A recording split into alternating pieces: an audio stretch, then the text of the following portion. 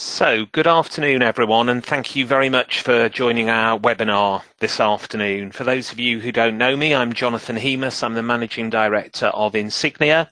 We're a specialist crisis management consultancy which helps organisations to plan, train, rehearse, and sometimes handle the worst days of their lives. And I know we have a number of clients on the call and also a number of other interested parties, some of whom are joining us for the first time and others who are regulars on this on this webinar series. So today we're going to be taking a look at how to develop exercises with real business impact.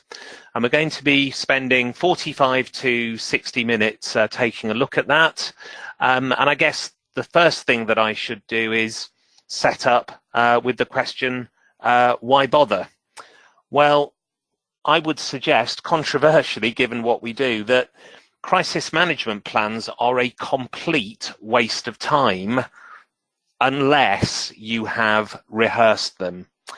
And as those of you that have encountered crises will know, when everything is on the line, when you're under time pressure, when you've got very high stakes, when you lack information, within those first minutes and then hours of a crisis, it's so important to have your team working effectively, purposefully, and in a really structured way to deal with what probably is the worst day in everyone's careers. And you will all appreciate, hence being on this call, there's a tremendous amount of at stake at that time.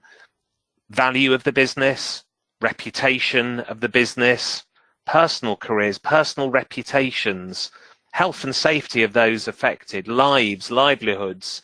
So being prepared to do and say the right things under enormous pressure, I believe, is absolutely essential. And as I say, if you have a plan but have never rehearsed it, having a plan is better than not having a plan, but you'll never know whether it will work until that awful day comes.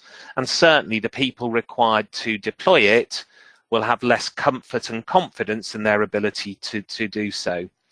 And before going into some of the key principles which we believe make for an exercise with real business impact, I wanted to take kind of an outside-in perspective and look at some real situations and also some other kinds of organizations that engage in rehearsal and why and what the value and what the impact can be.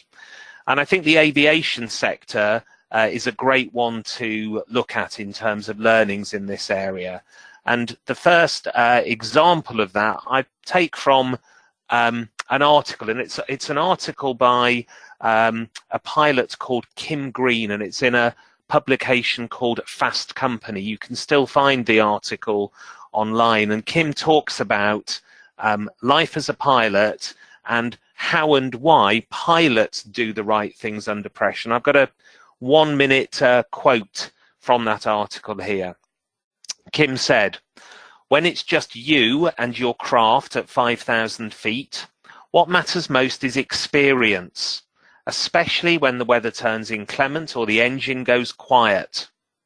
You can be a whiz at aerodynamics and know your equipment like an engineer, but it's how you react when everything goes wrong that shows what kind of pilot you really are." Business leaders face down everything from PR headaches to financial crises, and sometimes even threats to health and human life within their organizations. You can bring your A game to the boardroom and know your industry inside out, but if you've never handled a major emergency, it's hard to know how well you'll fare when your first one hits. That's why pilots are trained in crisis management. We're taught to think through a range of potential mishaps, memorize checklists, and plot courses of action in advance. Executives can do the same. So, walking through what we could call unforeseen events, certainly challenging events, can give you as a business and your leaders and your teams the confidence to do the right things when they need to do that most.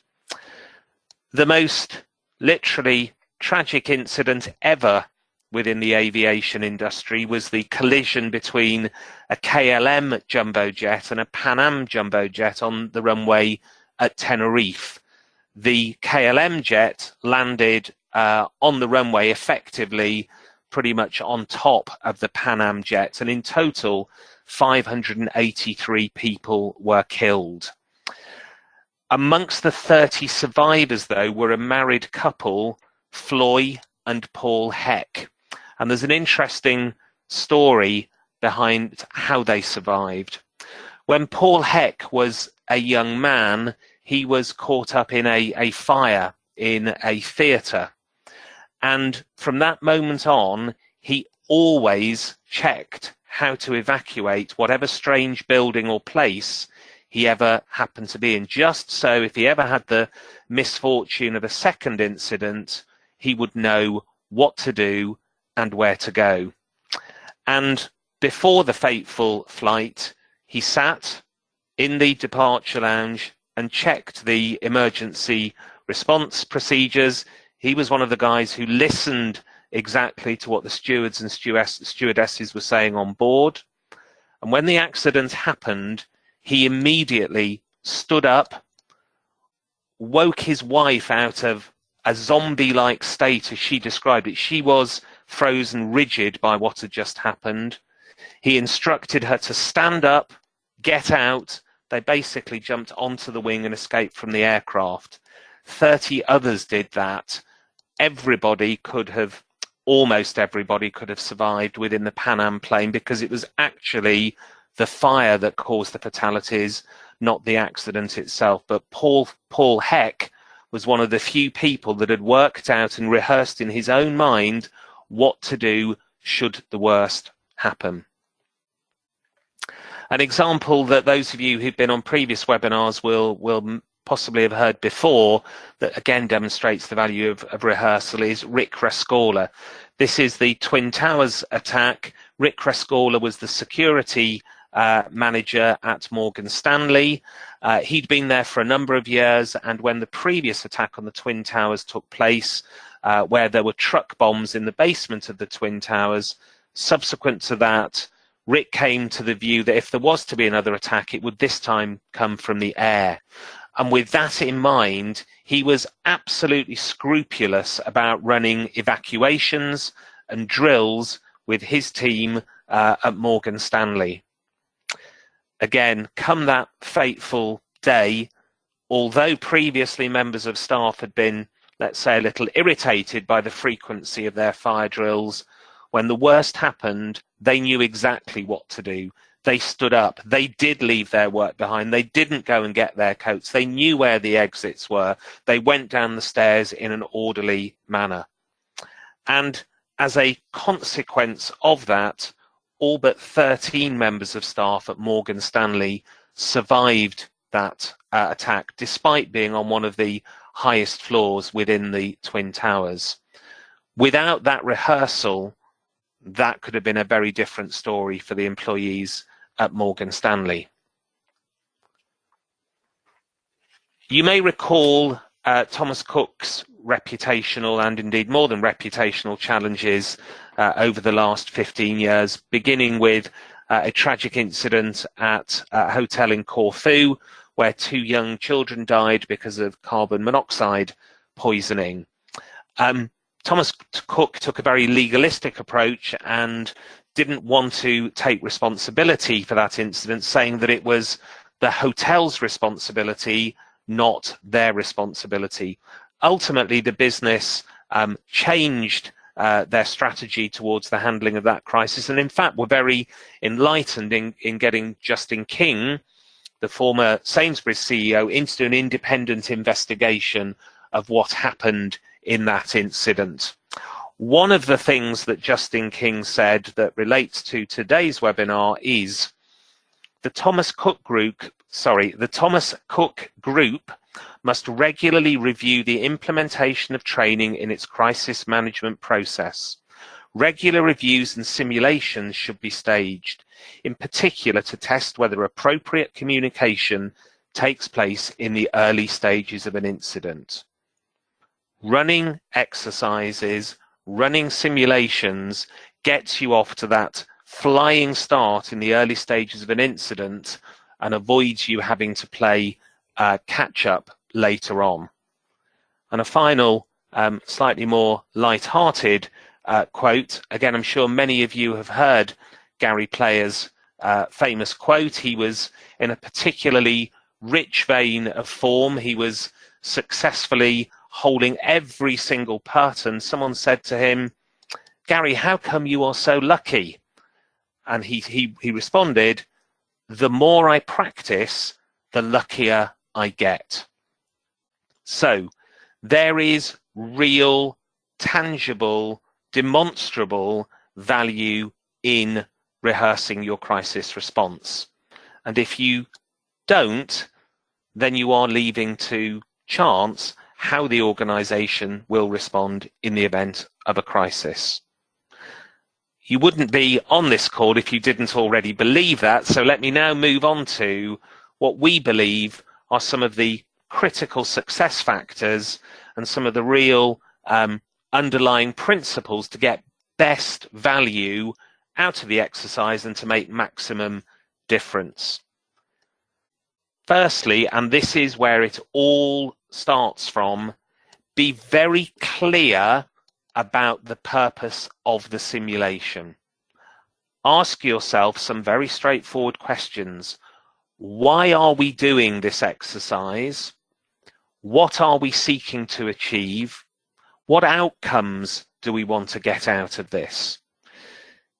It may appear to be obvious, but sometimes it's not. And actually understanding precisely why you are doing the simulation and what you want to achieve with it will help you to create the right format for the exercise and also the right content within the exercise. So, for example, let's imagine that you have a brand new or a completely refreshed crisis management plan. In that instance, the purpose, the main purpose, may be actually to get the team comfortable with that new crisis management plan.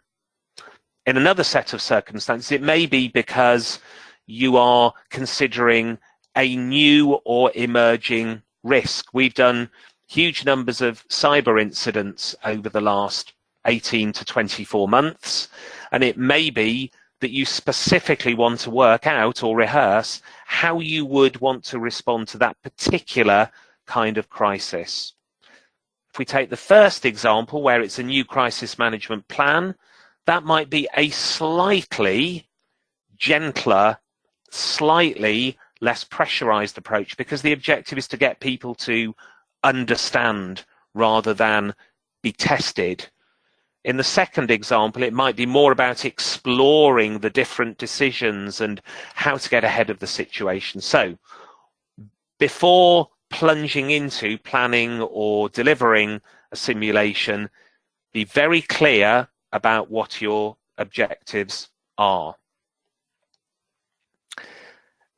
Secondly, it's important to develop the right type of exercise at the right time. We sometimes get approached by organizations that want to go for all singing, all dancing, maximum pressure. Sometimes that's absolutely right and is exactly what a team needs. But let's imagine you've only just drafted your crisis management plan. You didn't have one before. Let's imagine you've got a new, maybe inexperienced leadership team. Throwing them into the most pressurized style of simulation of all is probably going to doom them to failure. And actually, they won't derive that many learnings from it. In a situation like that, a more facilitated, structured desktop exercise might well be a more appropriate approach. So consider, again, what it is that you want to achieve, the people you're dealing with, where you are in terms of the maturity of your crisis exercising program. And you may also want to mix. You may want to have on an annual basis both the desktop and a full crisis simulation, but make sure that whatever you choose, it is the right style for the situation that you are faced with. Allow sufficient time to prepare. This is an image of a gargantuan crisis exercise that we ran last autumn for one of our clients. It was at their annual conference, and what you see there are, I think we had 12 different teams all operating in parallel. The reason I put that on the screen is because to create an exercise of that complexity and that magnitude requires very thorough preparation. Now that's an extreme, but even if you are planning for a desktop exercise or a slightly more straightforward simulation, for maximum success and for maximum value, you need to allow sufficient planning time. The absolute worst case in a simulation is for participants not to take it seriously, not to engage, or to become frustrated or irritated because they feel that the scenario itself is unrealistic, or maybe because they can't do the things that they would do in a real situation, or they can't speak to the people that they would normally speak with. In order to avoid that, it requires really thorough, really meticulous preparation, and that requires time. So if you are planning an exercise, I would suggest that you want to allow a minimum of 6 weeks from beginning work to actual delivery of the exercise, ideally a little bit longer, and clearly that can flex according to the complexity of what you're putting forward. But certainly don't rush it, certainly don't cut corners, dedicate enough time to get it right and to get it realistic. What are some of the things that you need to be thinking about during that preparation time? Well, here are some of them with a few comments on each. First of all, the scenario. The starting point for your planning has to be the overall storyline of what's going to happen within your exercise. That then needs to get developed up into a master events list. In other words, a sequence of events that will unfold during the exercise. And that master events list further supported by scripts for role players. Maybe it's a regulator, maybe it's a customer, maybe it's a colleague, but scripts for those planned inputs by role players. Other forms of inputs, pre-prepared media articles, a social media feed, emails from colleagues, and an exercise brief. Everybody involved in the exercise, both those in the team and those who are part of the role-playing team, they need to know and be very clear about what is expected of them. In terms of people, you need to assemble a couple of teams. Firstly, a front room facilitation team. I'd suggest as a minimum that should be the main facilitator and an observer. And then in the back room, the inject cell, a leader of that backroom team, the facilitator, plus role players, as I say, potentially playing regulators, emergency services, the media, probably have a journalist in there, and a TV crew if you want to record broadcast interviews.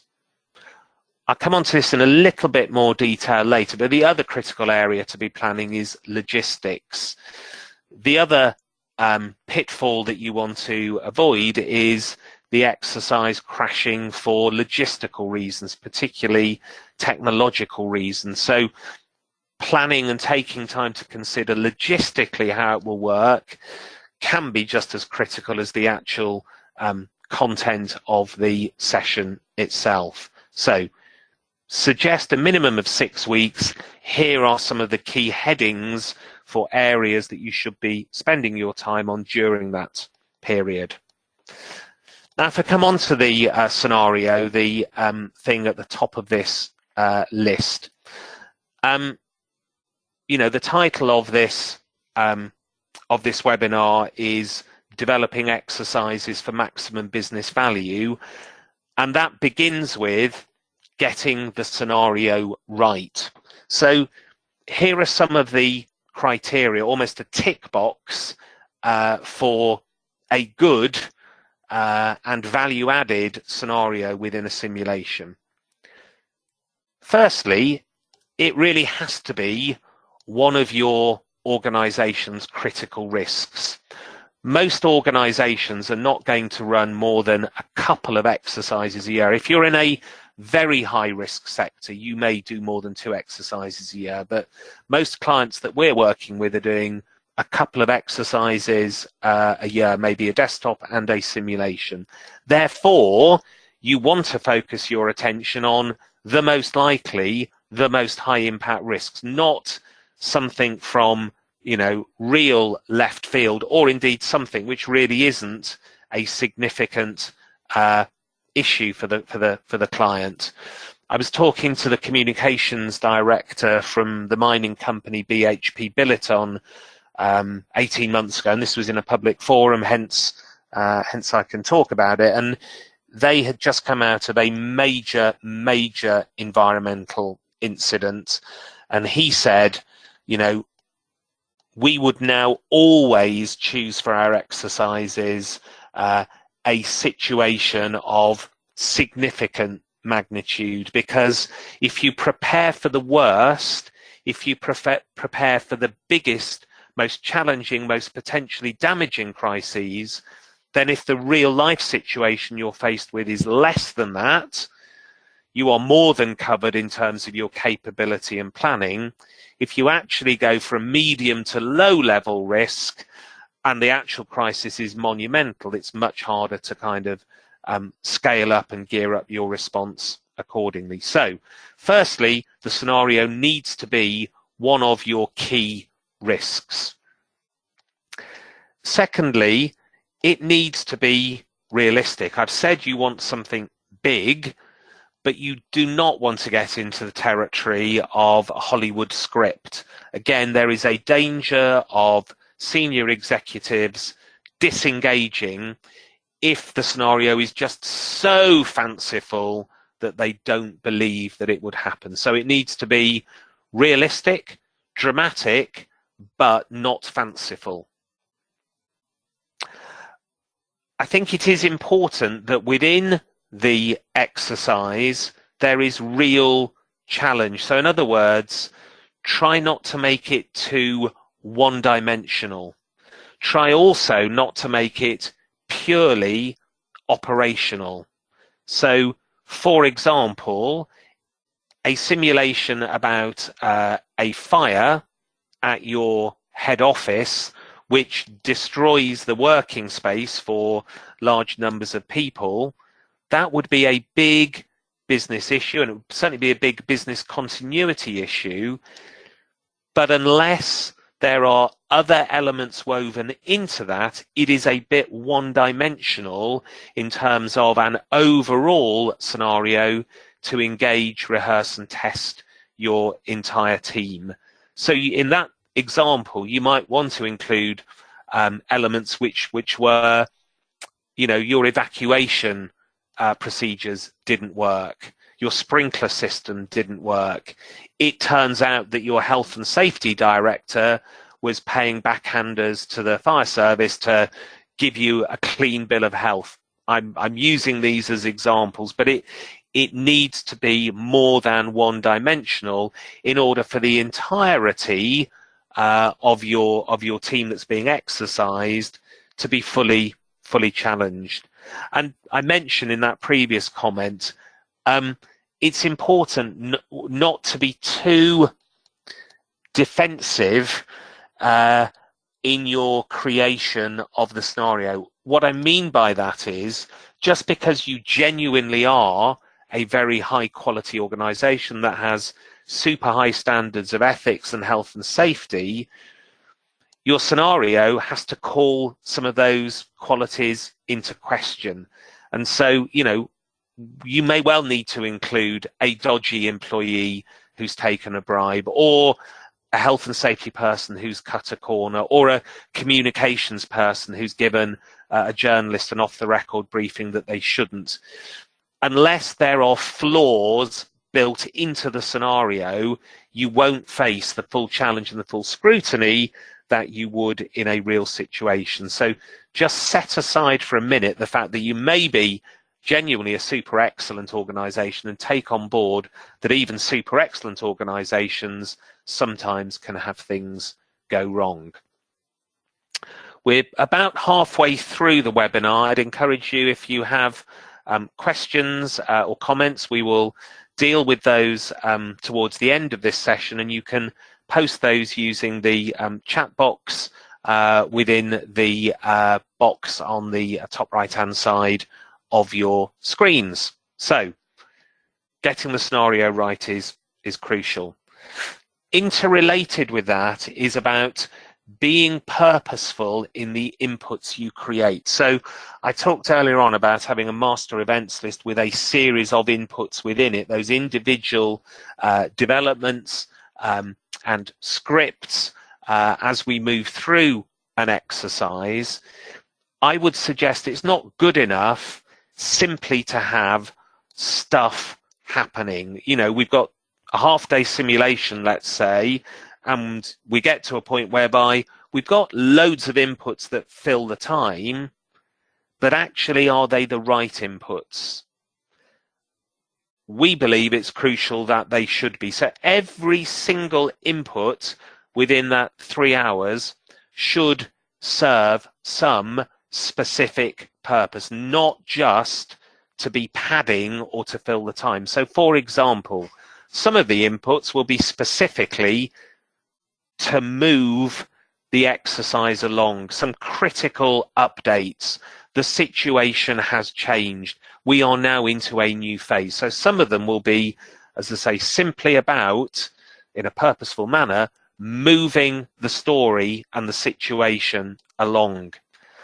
Some of them will be specifically designed to test the decision-making skills of your team. So, for example, there may come a point at which the IT director, who is being role-played, phones up your senior leadership team and says, guys, we have a decision to make. If we shut down the website, we can guarantee there will be no further contamination of our system and potential harm to our customers' records. But if we do that, we will no longer be able to transact via our website. And clearly we're an e-commerce business, so that's going to cost us potentially millions of pounds. Can you please give me your decision on what you would like me to do and when? So some inputs are specifically about forcing decisions, and so on. The key thing is that, as I say, every single input should have a reason for being there, not simply to fill time. Scenario plan what the team may do. Again, one could be forgiven for developing all of your inputs, you know, having really purposeful inputs and saying, fantastic, we're there now. We've got a master events list. We've got a series of really purposeful inputs. We're ready to go. Well, that's a somewhat risky approach if you are organizing the exercise, because actually you need to think about what the team who is being exercised will do in response to those inputs.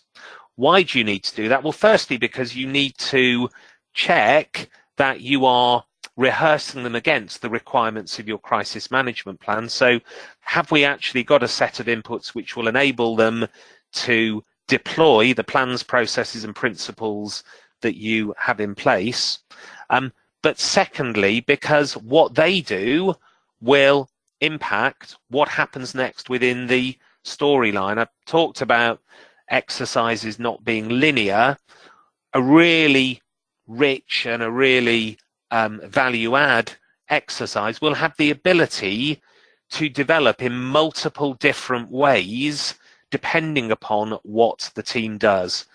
But your backroom team needs to have forewarning, or to have thought through what those different routes are that they could take, in order therefore to further think through what the inject team would do in response. I hope I'm still making sense. So, scenario plan what the crisis management team may do so that the inject cell can be flexible and responsive to whatever twist and turn that crisis management team creates.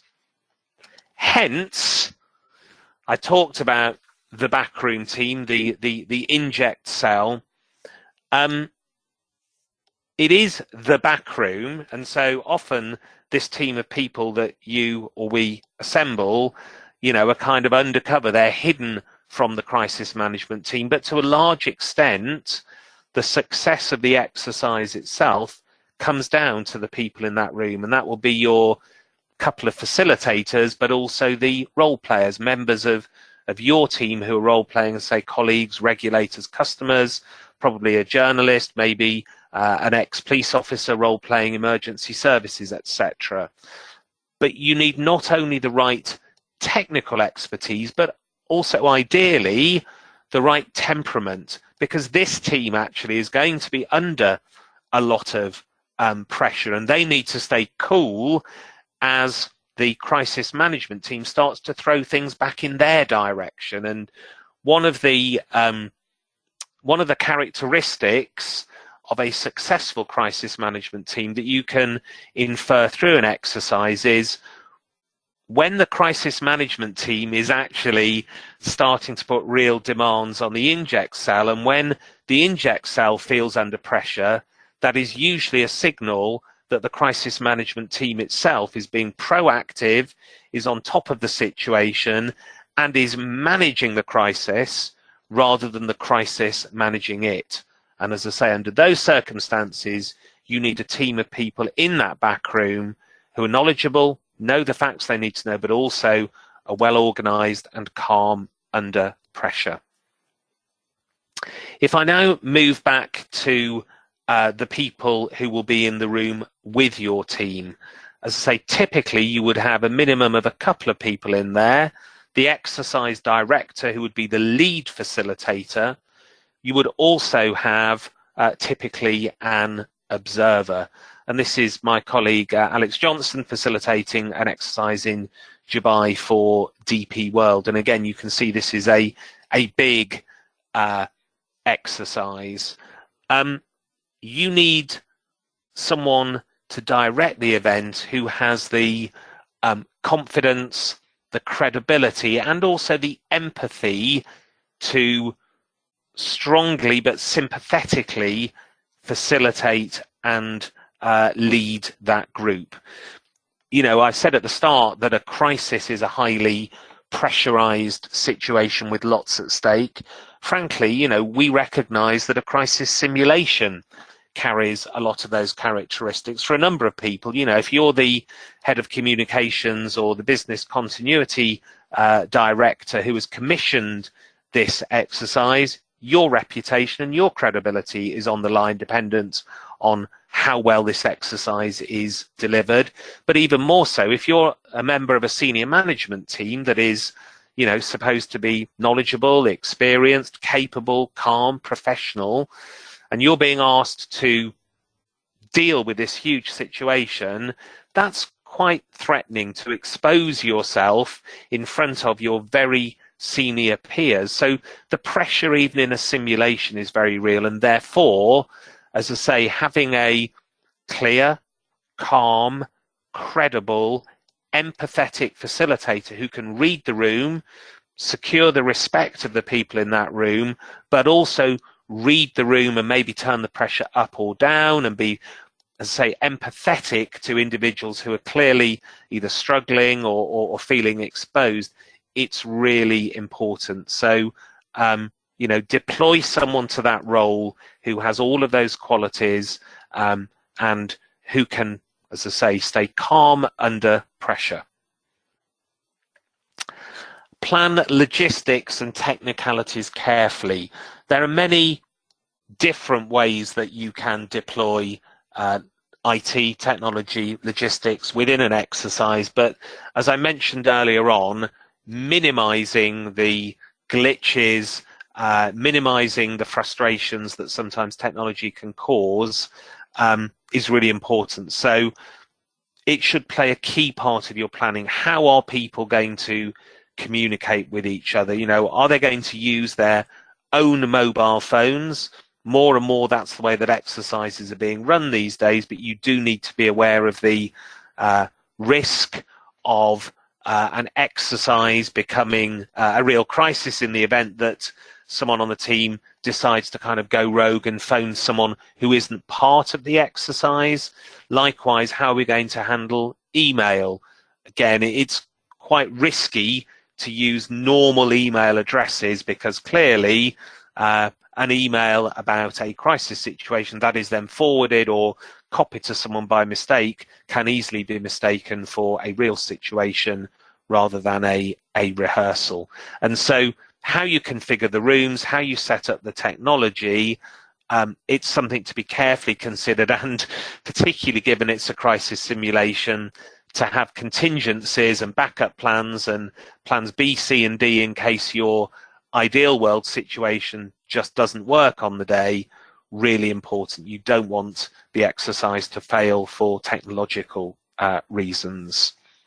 By the way, the amount of times organizations struggle to get colleagues on via video conference as part of a simulation, I have lost count. This is really important if you want to get best value out of your exercises. It's easy said and sometimes not so easy to accept, but a crisis exercise needs to be viewed as a rehearsal, not a test. I believe that the real value in an exercise is in starting to create muscle memory and starting to get people comfortable and confident with what they would be required to do in a crisis, so that they are not doing it for the first time when the worst happens. It's also genuinely about identifying where we do have gaps, where further training is required, where we need more resources, where our plan needs improving. And for things to go wrong or not be perfect in an exercise is a good thing, because you have learned about those flaws and those areas that need to be addressed in a perfectly safe environment where nothing really is at stake. So I believe that's how a team should approach an exercise. Throw yourself into it, but in a way be pleased that you made mistakes or that things were found to be missing, because that is the point of doing it in the first place. Another war story, which I think, you know, illustrates how not to approach an exercise. We had one particular client many years ago who were so concerned about the team not performing well in the simulation that they wanted us to run a rehearsal of the rehearsal. So there would be a pre-simulation in order for them to perform well in the real simulation. I'm talking about a week in between times, not a building of skills, but just we're going to fail on the first one, but we don't want to fail on the second one. There's no need to do that. You know, learn from the failings, take action, become more resilient and stronger as a result. Make the experience as near to real life as possible. So what you're seeing here are a communications team working with the online platform that we use for exercises, Polpio, which is a very, very realistic social media experience. It really feels like you are on the receiving end of the social media backlash, and you have the ability to interact with it in a very, very realistic way. And that's just one example. The more that you can do in the way that the exercise is delivered, to make it as close to real life as possible, the more immersed your team will become in the exercise, and therefore the more value they will get out of it. It isn't real life. There will be some artificialities, but your aim should be to reduce those to a necessary minimum. I've kind of touched on this earlier on. It's simply to say that, you know, if you are part of, or if you are running that inject cell, the backroom team, you can't be inflexible. You can't be intransigent. Again, on a couple of occasions, I've had clients who in previous lives have said, you know, they've been in exercises where the facilitator has said, time out, you can't do that. That isn't in the scenario. To me, that is that's not acceptable. If you or we are running an exercise, it's up to you or us to be responsive and flexible to whatever the crisis management team is. It's not up to the team to follow our script. So you need that flexibility and responsiveness in the delivery of the exercise. It's really important that you also, at the end of the exercise, have sufficient time for feedback. Talked right at the beginning of this webinar about the critical importance of establishing the purpose and the objectives of the exercise, and it's really important to start to log the learnings and the actions as soon as the exercise has finished. So don't spend 3 hours in the exercise and 15 minutes doing feedback. You know, you need at least half an hour to corral the immediate feedback, and getting that immediate almost emotional response is really important. So allow anywhere between 30 to 60 minutes for feedback, because ultimately that is a critical part of the value, identifying what went really well, what didn't go so well, what we learnt about ourselves and our plan and our people, what we must do in any future situations, and what are the issues, areas and actions that we need to address. So never stint on the amount of time available for feedback. And building on that, act swiftly on learnings. What we find is that an exercise is a hugely engaging and impactful experience for those involved in it. And as with anything in life, there is a real peak of interest in crisis management at that time, which lasts for days, sometimes weeks afterwards amongst the participants. Therefore, you need to capitalize on that interest and that engagement to make changes quickly, whilst you've really got the attention and the support of senior management. Apart from anything else, if you have learnt something critical from an exercise, if there are important actions that need to be taken, you would kick yourself very hard if you hadn't got round to addressing those actions and a real crisis occurred whereby something that was identified within the exercise crops up in real life and you haven't yet plugged that particular hole. So do try and act swiftly on learnings, make the improvements quickly, capitalize on people's engagement and enthusiasm. And the other thing to say is repeat regularly. Doing an exercise is definitively of value, and it definitively significantly increases your likelihood of managing a crisis well. However, if you only run an exercise once every 3 years, the team will have changed, memories will fade. So, it's not a once-off tick box exercise. Yes, we run an exercise, done. like any skill, the value of practice and rehearsal comes through repetition.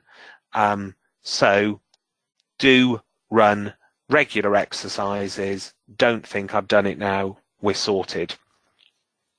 So I wanted to finish, and as I do so, if there are any, I can see there are a couple of questions, but if there are any more, kind of now's the time to chart them up. We've got just over 10 minutes left and a couple of slides to go. I wanted to return back to the Kim Green article to summarize why simulations are important and what the value of doing them are. So Kim Green: it's not that pilots are born calm in the face of danger. It's that we review emergency procedures so many times that they come to seem almost routine. You can never foresee every crisis, but if you plan for the worst, you'll be ready for action and you won't be stuck winging it. So that's the pilot's perspective. So we have 10 minutes, as I say, for questions. So let me just pull up the first one. Okay, so this is from Donald. Any tips on keeping people, especially senior people, engaged?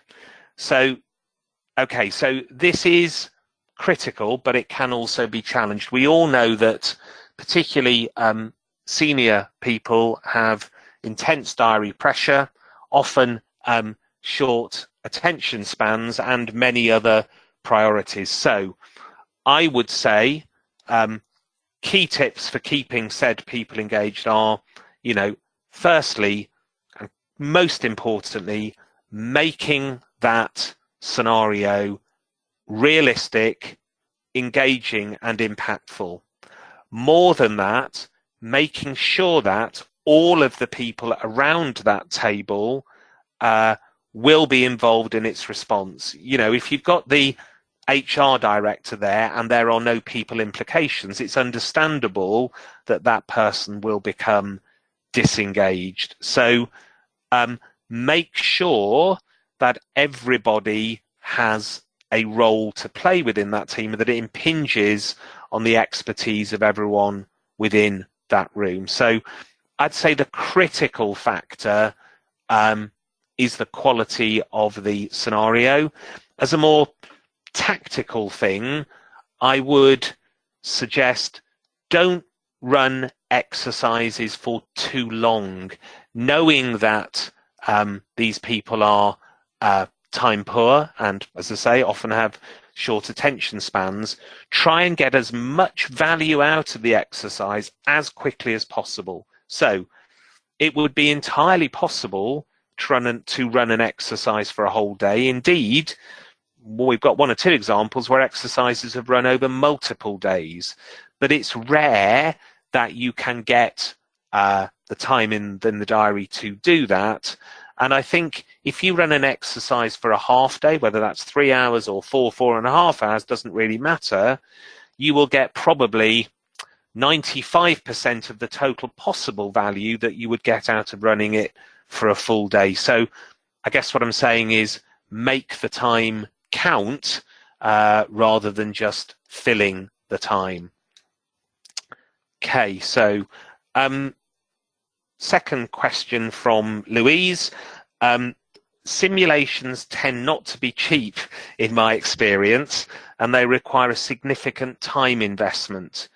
Any advice on how to convince my senior team they should commit to an exercise? So kind of a bit of a link with the previous question to an extent. So clearly what is really helpful is if you already have a senior team which sees the value, can really understand the importance of exercising, or indeed act as champions for the exercise and for crisis management in general.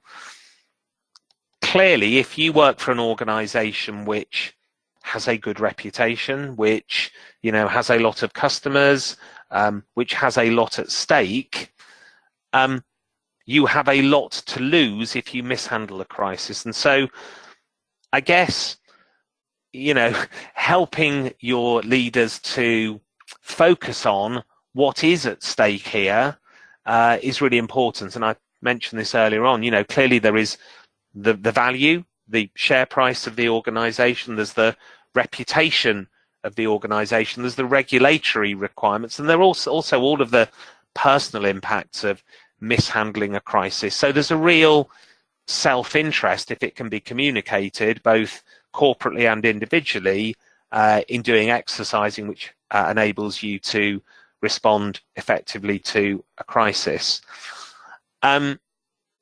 Ironically, and this is something, you know, one can never prove until it happens, the value of the exercise will definitively be demonstrated should the organization subsequently have a real situation. The difference in performance of a team that has rehearsed and one that hasn't is dramatic. And I guess for those that don't invest the time and the money in exercising, they are simply keeping their fingers crossed that, you know, nothing ever goes wrong. And if it doesn't, then it doesn't matter. They haven't done an exercise.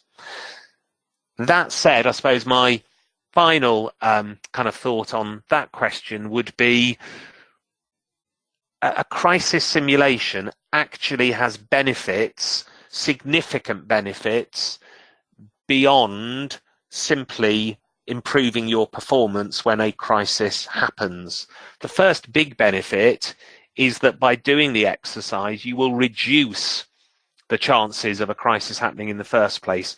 Firstly, because of the actions and learnings that will be drawn out of the exercise that just, you know, plugs holes that would otherwise be there. But secondly, it tends to make the whole organization, certainly those involved in the exercise, much more vigilant, much more crisis aware. So culturally, it has benefits in terms of reducing the likelihood of a crisis. The other side of the coin is that it actually has some positive benefits in terms of business as usual. So skills that are learned and rehearsed during an exercise, things like, you know, strategic planning, setting a strategic objective, decision making under pressure, communication, teamwork, you know, these are all skills and capabilities which are useful not just in a crisis, but also in a business as usual situation. Next question is from Nigel. What are your top 3 tips to generate pressure to make it seem real? Let's lose that. Okay, to create pressure and make it seem real. So I guess this would come down, Nigel, to understanding your risk profile and what would escalate the situation for you as an organization. And this comes back to the realism of the scenario, but some, you know, general ways of ramping up the pressure. One clearly is external attention. You know, a crisis which is happening but is low profile or contained, you know, behind the office walls or factory walls of the organization is less challenging than one that is exposed to the outside world. So, you know, by having those, you know, real-time social media inputs coming in, by phones starting ringing off the hook from journalists, that is certainly one way of putting an organization under pressure. We also often within scenarios kind of create a context which raises the stakes. So, for example, you know, the scenario, let's say, is about a major cyber attack. Within the scenario, it states that tomorrow your chief executive is speaking at the CBI conference on IT security and keeping customer data safe. So there can be little contextual nuggets within the scenario itself, which make the challenge that much harder. Another way of ramping up the pressure is simply for the volume of questions and inputs to increase, and that's not just media, that can be from all stakeholders. And I guess I was going to say final, I've got two more. The penultimate one is simply the situation itself becoming worse. Obviously I know what business you're from, Nigel. It starts off as a product recall which is limited in scale and scope. Quarter of the way through the exercise, suddenly it turns out there is a much bigger contamination, and therefore the challenge is greater. And the final example I was going to give was, perhaps you have a fantastic CEO who's brilliant at leading that team. What we'll do sometimes is halfway through the exercise, the CEO is required to fly to head office in Tokyo to update group board, and then someone else from the team needs to step up and assume that leadership role, and that can certainly ramp up the pressure for the person who takes the hot seat. So we are 2 minutes from the end of today's webinar, so I'm going to have to call a halt to questions there, and there's just a couple of final things to share with you. Firstly, those of you who are on our January webinar, you'll be aware of this, but just to confirm that next month, the end of next month, we are launching an online crisis management scorecard. You will access it via our website. It's free of charge. Answer a series of questions which will then generate a tailored report which will assess your overall crisis management readiness across a number of areas, and give you analysis and suggestions as to, assuming you're not 100% perfect, the areas in which you might need to devote more attention.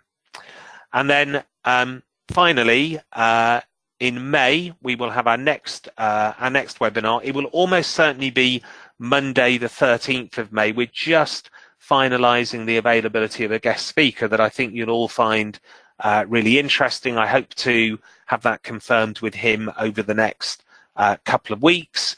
Either way, there will be a webinar week commencing the 13th of May, and given that you're on this call, you will certainly be part of the invitation list for that next session in the middle of May. I hope that you have found today's content valuable. I would encourage you to, however you do it, exercise your crisis management plan. As I said right at the beginning, a plan without a rehearsal is kind of like giving an orchestra a musical score but never having them play together until they take to the concert hall stage. I would suggest it would be a pretty discordant performance. I know we're working with a number of the people on this call on exercises, or have in the recent past. If anyone would like more information about exercising, or if you have any questions that you'd like to ask offline, not via the webinar, my contact details are all there.